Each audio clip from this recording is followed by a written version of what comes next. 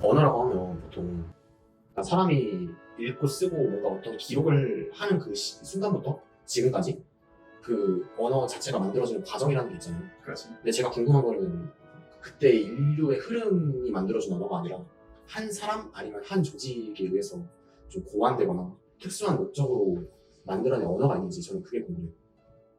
좋은 질문이야.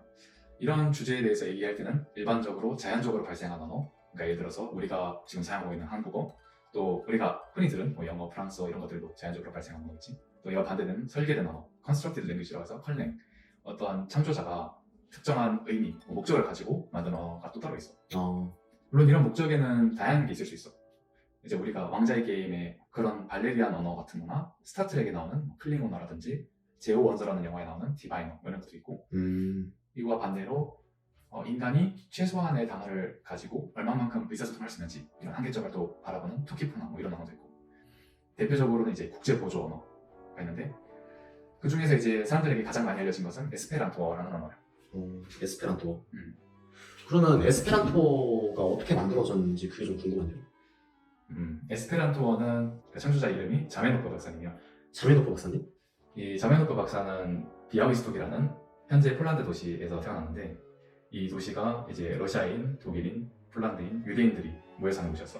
그때 당시에는 그 어느 나라 사람이었던 거예요? 그때가 이제 19세기 중반이었으니까 그때는 이제 러시아 제국 사람이었지. 이제 자메노프 박사님은 본업은 안과 의사신데. 안과 의사요? 아니 안과 의사를 현직으로 삼고 있던 사람인데 언어를 창조했다고? 맞아. 그러니까 사람들을 차별하지 않고 희생해 가면서 사람들을 돕겠다 이런 마음으로 하는 의사라는 직업 있잖아. 네. 이제 그러한 의지 혹은 그러한 철학이 반영된 것인지 이 자메노프 박사님이 세상에 더 많은 평화가 찾아오기 위한 하나의 바람으로 이 언어를 만들었고, 이 서로 다른 배경의 사람들이 같은 언어를 사용하면 어떨까 이런 생각이 배경이 되지 않았을까 라는 생각이 들어. 그런 특징이 담긴 것처럼 단어 같은 경우에는 스페인어나 프랑스어, 독일어의 영향도 많이 보이고, 문법적으로도 우리가 익숙한 뭐 영어의 영향도 조금 있고 폴란드어의 영향도 조금씩 보여요. 영어는 깃발이 있는 것 같은데요? 맞아. 이 에스페란토어를 상징하는 깃발이 있어. 그 자메노프 박사님이 직접 깃발을 만든 건 아니죠? 여기 보니까 이 국제 에스페란토 협회라는 데에서 깃발을 설계한 것 같아. 그 자메노프 박사님의 정신을 이어받은 것처럼 초록색 배경이 희망, 그리고 흰색 부분이 평화와 중립성을 나타낸다고 해요. 이 별은 무슨 의미예요? 이 별에는 5개의 꼭지점이 있는데 각 꼭지점이 지구인 모델을 나타낸다고 하고, 그래서 유럽, 아메리카, 아시아, 오세아니아, 아프리카 전 세계에 있는 인구가 이 언어를 사용함으로써 혹은 이 정신을 통해서 더 많은 평화가 있는 세상을 누리는 것을 나타내지 않을까 생각했어.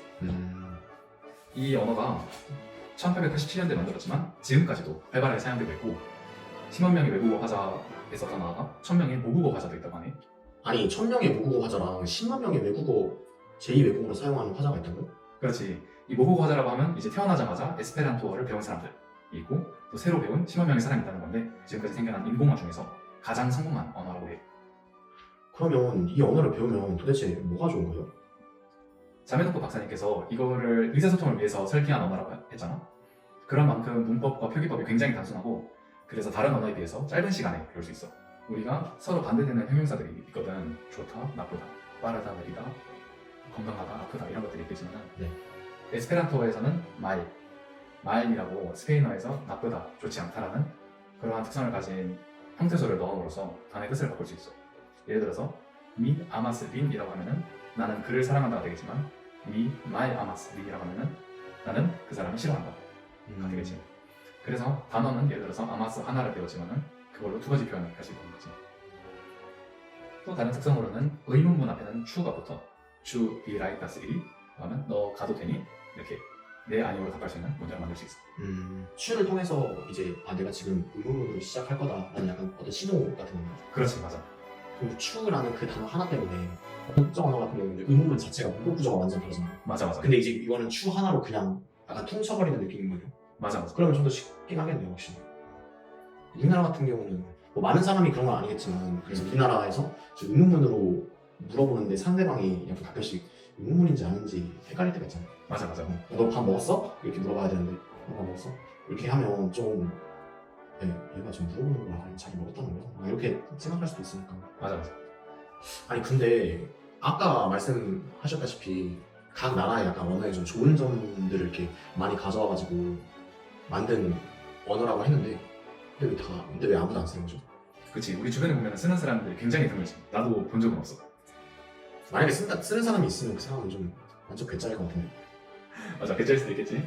언어에 관심이 많은 사람들이면은 한 번쯤 들어봤겠지만 정말 여러 노력을 하면서 이 언어를 배운 사람들은 그렇게 많지는 않아. 또 그럴 것이 이 언어 자체의 단점도 있긴 있거든. 아까 말했던 여러 언어들의 장점이 물론 있지만 그 언어들이 아까 말했듯이 스페인어, 독일어, 프랑스어처럼 유럽에서 사용되는 언어란 말이야. 세계의 다른 곳에서 사는 사람들은 좀 생소하게 느낄 수 있어. 그러니까 유럽권이 아닌 대륙에 있는 네, 사용자들을 말하는 거죠. 맞아. 그래서 비록 계기는 국제 보조 언어이지만은 아직 그 이상적인 목적에 다다르기까지는 여러 가지 부족함이 있는 것 같아. 또 이런 문제점을 알고 있기 때문에 에스페란토어 2라든지 이도어 같은 다른 언어들이 나오게 되는 계기이기도 하니까. 그래서 나는 개인적으로 이 에스페란토에 대해서 알아보면서 물론 배우면 좋고 이 철학에 대해서 공부하는 것도 좋지만 이걸 알아봄으로써 우리가 왜 언어를 배우는지, 어떤 의사소통을 위해서, 뭘 달성하기 위해서 언어를 배울까 한번 고민해보면 좋을 것 같아.